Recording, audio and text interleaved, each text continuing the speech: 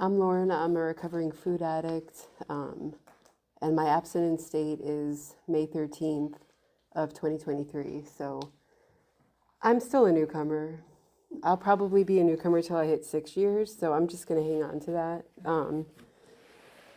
My heart's like literally pounding in my chest. And so I was asked to share my experience, strength, and hope.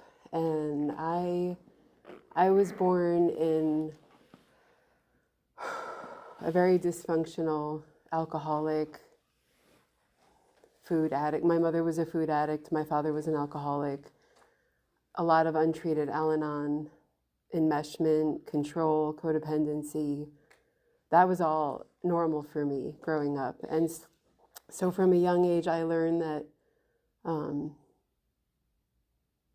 try to make myself as small as I can to avoid being in the spotlight. Because if I was in the spotlight, that usually meant that I was in big trouble, you know. And I guess, I don't really know, like, just to paint a picture of what it was like growing up in my house, and this is not meant to like blame my parents or anything, just what it was like. I remember my parents fighting about my mom not losing enough weight after she had me and my brother. And so that kind of stuck with me, you know, and like I have to look a certain way to get my father's approval. That's what I took from that message. And, you know, just arguments like that kind of happening all throughout my childhood up into my teen years, at which point my brother started getting into really big trouble with drugs and violent behavior with my dad. So I just tried to keep myself scarce, like away from the house. And I think during that time, that's when I just kind of lent into food being a safe place for me to hide, you know?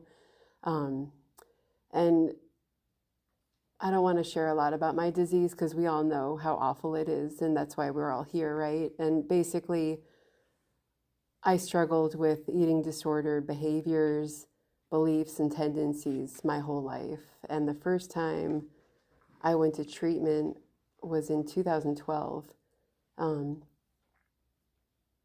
My husband and I left Florida and moved to Seattle, and I got a sponsor for a different fellowship. I'm in another fellowship. And so my eating disorder was my very prominent, that was my current addiction. And my sponsor called me on it and said, you know, I'm not taking you through 12 steps for this when your addiction is bulimia, restricting and exercising to control your feelings. And I was floored because I never had somebody, you know, just be straight up with me like that. And I was pissed. But all of my behaviors were starting to have a really bad impact on my marriage. And I knew that it was going to be either the eating disorder or divorce, and eventually return to drinking and all of my other addictions. So I decided I should probably try to go to treatment. And I did that. And I was in treatment for, well, let's see, I went to an inpatient and I had a nutritionist, and that lasted about 6 months. And then after that, my insurance changed and I started going to outpatient group therapy treatment for folks that had eating disorders and other, I guess, related behaviors, you could say other compulsive behaviors. And so this was from 2012 to 2014, 15. And it worked. Well, no, it didn't work. The seed was planted, but my disease changed forms. So instead of living in the bathroom and living at the gym every day for like 3 hours, I started with the calorie counting apps and the intermittent fasting apps. I went down the app rabbit hole. And I justified it like, I'm not hurting myself with bulimia and I'm not, you know, working out every day for 3 or 4 hours. So this is fine. I'm just going to have a calorie deficit and, you know, go on my happy way. And, you know, that lasted for so long. I think 2016, my mother passed away from lung cancer. And I had a relapse with bulimia. And, my sponsor was like, because they didn't have, I don't know if they had OA in Seattle. I didn't look into it. I relied on my therapy group and my network of friends that knew about my issues in the other fellowship. And so I told all of them and my husband, this is what happened. And they're like, great, what are you going to do about it? So I started to, talk about it at meetings, which was really embarrassing, but it was an isolated incident. And I want to say so she passed away in 2016. I don't really know, maybe a handful of times in the next 5 years, I returned to bulimia just because of, I don't think I really had a program. Like I was working steps, but it wasn't around the food.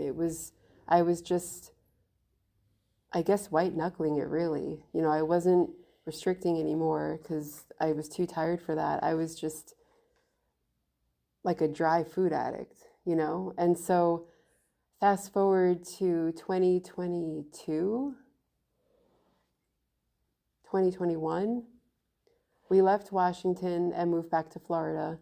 My father's health was declining.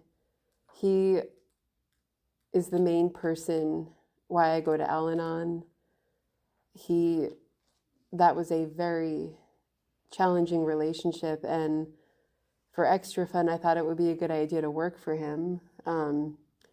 That did not work out. He was fraudulent. He engaged in business practices like stealing money and just things that really were frightening. And once I found out about that, I resigned and took a huge step back because I didn't want to have legal issues for somebody else's behavior with their business. That did not go over well with him, and he stopped speaking to me. And during that year, I returned to bulimia a handful of times, and then we moved here. And so we got here, and a couple of months after we moved here, I found out through his attorney that he had passed away. So that's when it really I returned to the behavior, and I was terrified because I knew if I didn't do something, it was just going to continue to snowball, and then that would be my new normal, and I didn't want to go through that again. I really just did not. So I told a friend of mine about it from the other fellowship, and she was like, you have to go to OA. And I was like, whatever, I'll go. I didn't know anything about OA. But I came here. This was my first meeting. Yep, Marcy was here. Carrie was here. A handful of people were here. And I just cried. And I don't even remember what I said. But I got the newcomer pamphlet. And I still have that at home. You were at the first meeting too. Oh my gosh, all of you guys. Happy birthday too, that's major. But the newcomer pamphlet, I remember I read it, and every single behavior, over-exercising, restricting, bulimia, taking pills, not taking pills, the list, and I'm like, oh shit, okay. I guess I belong here. And I've heard sayings, people say when the pain gets great enough, that's when the person is ready to change. And I was in so much pain for so many different reasons, with my father, with myself, the fact that I thought returning to a severely self-destructive behavior was going to offer me solace and peace. Like all of these things, I was just angry. I was so angry. So I got a sponsor, started working steps, and I've shared this at other meetings. You all have heard me. I really struggled with trusting people. I have a lot of trauma in my past, just things that have happened to me over the years. And for some of those reasons, I needed to just get a different sponsor. And I remember just being terrified and judging myself like I'm moving on from several sponsors. What's wrong with me? And just afraid that I was using it as a reason to not finish step work and potentially relapse, and luckily that didn't happen. I eventually found a sponsor and I feel safe with her, and she has inner peace and she meditates, and I don't know, I guess I don't have to judge myself for going through some things in early recovery. I'm probably not the only one, right? So yeah, so I've worked all 12 steps in this program. And the biggest realization I've had in my small amount of time that I've been here is that food has always been a crutch for me. It's always been there in the other fellowship. It's always been there for me in therapy. I've always had this one little secret or not secret for me to hang on to help me get through really rough step work, and just difficult self-awareness. And so I've had a lot of time to reflect and to look back on all of the step work I've done in life, and mainly the last 12, without sugar, without bulimia, without restricting, without overexercise, without all the things that I used to engage in. And now I'm back on another round of steps. And I started going over step 1 with my sponsor. And this time it's around what I believe for my compulsive eating behavior is the root of my disease, the untreated codependency and control, the enmeshment that I learned in my family of origin. And it's with me now in my adulthood. I see the dysfunctional behaviors that I've brought with me, and it's painful, and I don't want to deal with it. I don't want to acknowledge it. Both of my parents are gone. My brother is unavailable. He's in his own active addiction, unfortunately. And my husband's family, they're all around, and they all have addiction and untreated Al-Anon. And I thought it'll be easy for me to acknowledge all that and just deal with it because I've been through it myself. And it's really fucking hard. Like, it's so hard to watch all of all the things that I really want to run away from and hide from, and so I'm grateful for my abstinence. I'm also terrified of doing step work now around all that stuff because I don't have a crutch.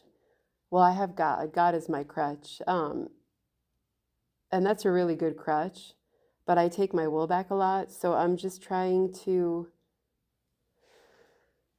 give myself grace and remind myself, like, I've been through some major stuff in my life, and God has been with me the entire time. God brought me to treatment. He brought me to OA. He brought me to all of you guys. He brought me to a place of faith. And I'm going to be okay. I am okay. I am okay. And I'm here for a reason. I used to believe that I wouldn't live past 27. I'd be long gone by then. And now I'm 46, and it's like, well, shit, what's my purpose? Like, I have no idea. I don't know. I work at a gym connected to a med spa that offers Botox and a GLP-1 shot. Exactly. And I'm like, how did I get here? I really think it's kind of like some type of joke, but I don't think God plays jokes. I don't really know. I'm trying to just take it a day at a time. The longer I stay abstinent from sugar and self-destructive behaviors and all the other mind-altering substances that I've tried to use to control how I feel when life shows up, I have a chance. And I mean, who knows, right? Maybe someday my brother will get clean, and maybe someday my husband's parents will get clean, and we'll all have a happy holiday dinner. That's probably not going to happen. But, you never know. You never know. All I can do is just try to keep collecting tools and make less amends this year than I had to make last year. That's all I have. Thank you. Thanks, Laura.